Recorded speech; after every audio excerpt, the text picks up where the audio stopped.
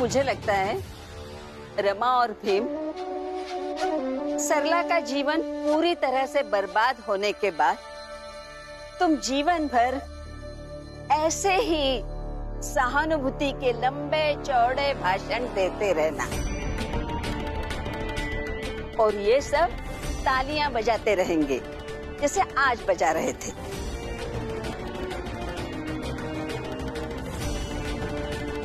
नहीं, सरला जी की जिंदगी बर्बाद तो नहीं होने दूंगा मैं। कुछ ना कुछ रास्ता निकल आएगा।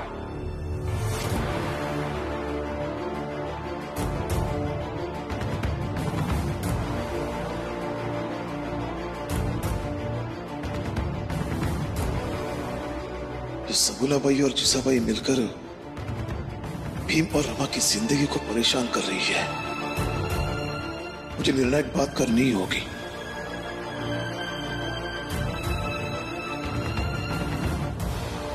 इन लोगों का नाटक ऐसे ही चलता रहेगा। चलो।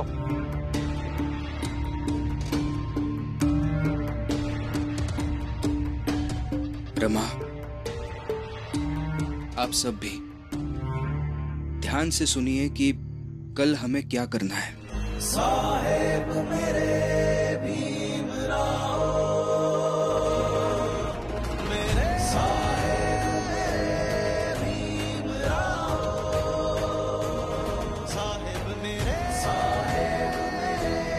भीमराव, साहेब मेरे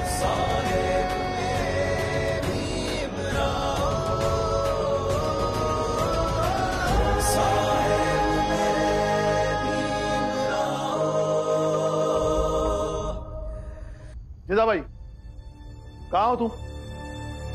जिजाबाई, बाहर आओ, मुझे तुमसे बात करनी है।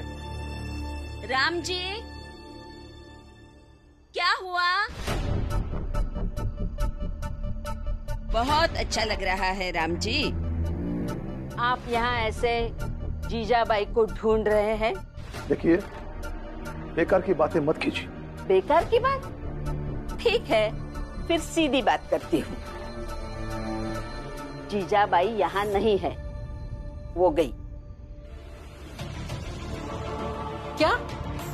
कहाँ गई वो? कहाँ गई ये सब बताना जरूरी है? हाँ जरूरी है, क्योंकि वो मेरी पत्नी है और मुझे पता होना चाहिए कि मेरी पत्नी कहाँ है। हाँ, और हमें भी पता होना चाहिए क्योंकि वो हमारी आई है। अच्छा, तो तुझे बटे हुए भाई बाला की पत्नी की चिंता है, इस दूर की सरला की चिंता है, अपनी सास की चिंता नहीं?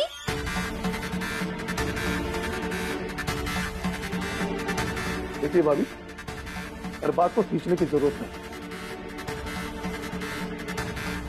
इतने साल हो गए उसकी शादी को, आप लोगों ने कभी सोचा है जीजाबाई का भी एक मायका है और उसे मायके भी जाना चाहिए? सोचा है कभी?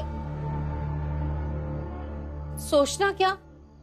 हमने कभी रोका था क्या? रोका नहीं, फंसा के रखा था इस घर में। औरतें खुशी खुशी मायके तब जाती हैं जब ससुराल में उन्हें अच्छे से रखा जाए और खुशी से जीने लगे। पर यहाँ तो उसे हर दिन प्रताड़ना ही मिली थी, तो कौन सा चेहरा लेकर वो मायके जाती? मगर मैंने उसे कहा, ये लोग ऐसे ही रहेंगे, तुम जान भी दे दो फिर भी वो तुम्हें नहीं समझेंगे। इसलिए थोड़ी शांति के लिए उसे भेज दिया मायके। क्या? पर वो बिना बताए चली गई? उसे एक बार भी नहीं लगा कि मुझे बताकर चली जाए? जब यहाँ थी तब रोज अपनी तकलीफ सुनाती थी ना आपको, तो आपने क्या किया? कहाँ बताया उसे जाता है जो सुने, समझे और हल निकाले, उसे नहीं जो हर वक्त रमा भीम करता रहे।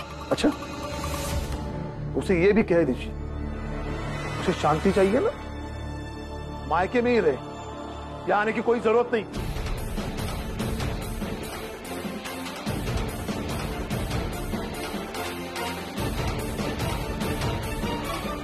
और किसी को जीजाबाई के मैके जाने से कोई दिक्कत, कोई समस्या हो तो बताइए।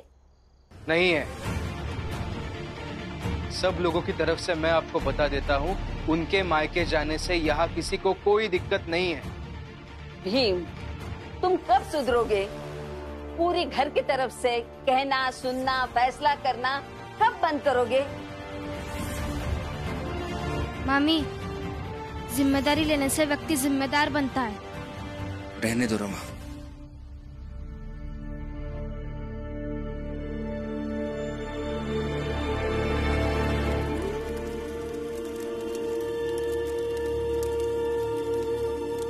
आप ये काम नहीं करेंगे, चाहे मेरे सारे गहने क्यों ना बिक जाए। जीवन भर मैंने आपको सूबेदार की तरह देखा है, अब मजदूरी करते हुए नहीं देख सकती। इतने दिनों से आप काम पर क्यों नहीं जा रहे? मैं कुछ देखता हूँ। कुछ देखता हूँ का क्या मतलब? क्या देख लेंगे आप? यहाँ बैठकर बेटे का खेल देखेंगे, उसका हिसाब करेंगे, भीम जीतेगा या हारेगा, जीतेगा या हारेगा। ऐसे से घर नहीं चलता।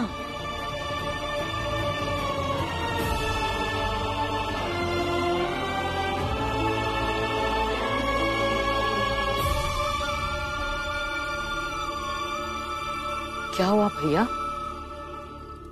आप रो क्यों रहे हैं? कुछ नहीं, याद आ गई भीमा बाई और जीसा बाई की। कितना फर्क है ना उन दोनों में। भीमा बाई घर जोड़ने का काम करते थे और जीजा बाई घर तोड़ने का काम कर रही है। और मैं कुछ नहीं कर पा रहा हूं, बेबस हूं, हताश हूं। लेकिन मेरा देखा जाए तो कुछ हद तक जीजाबाई का दोषी मैं भी हूं। दोषी? लेकिन क्यों? मेरा अब आज तक मैंने ये बात किसी से कही नहीं। आज मैं तुमसे कह रहा हूं। जब जीजाबाई की और मेरी शादी हुई थी, उसी रात मैंने जीजाबाई को कहा था, हमारी संतान नहीं होगी। चाहे तुम मुझे गुनहगार समझ लो,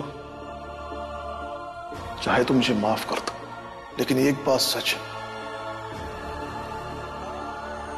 कि हमारी संतान नहीं होगी। क्या? इंसान हूं, समझ सकता हूं एक नवविवाहिता पत्नी पर क्या बीती होगी। बहुत पुरानी रस्म है कि सुहागरात के दिन पति उसकी पत्नी को कोई भेंट देता है, लेकिन आपने तो मुझे कुछ देने के बदले मुझसे सब कुछ छीन लिया। भीम से प्रेम करता हूं ना, भीम के हुनर को पहचानता हूं। मैं तब भी भीम को पढ़ाना चाहता था और आज भी भीम को पढ़ाना चाहता हूं। उसके सपने में मैं मेरा सपना देखता हूं और मुझे पूरा विश्वास है भीम मेरा सपना पूरा करेगा।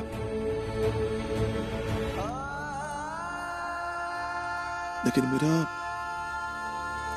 सच बात कहूं तो जीजाबाई की जिंदगी ऐसे होने का जिम्मेदार जैसे मैं हूं, वैसे वो खुद भी है। मैं जीवन भर भीम रमा करता रहा और वो अपने जिद पर अड़ी रही। इस सब में घर की शांति को आग लगा दी। जीजाबाई चाहती थी कि मैं अपने बच्चों से रिश्ता तोड़ दूं,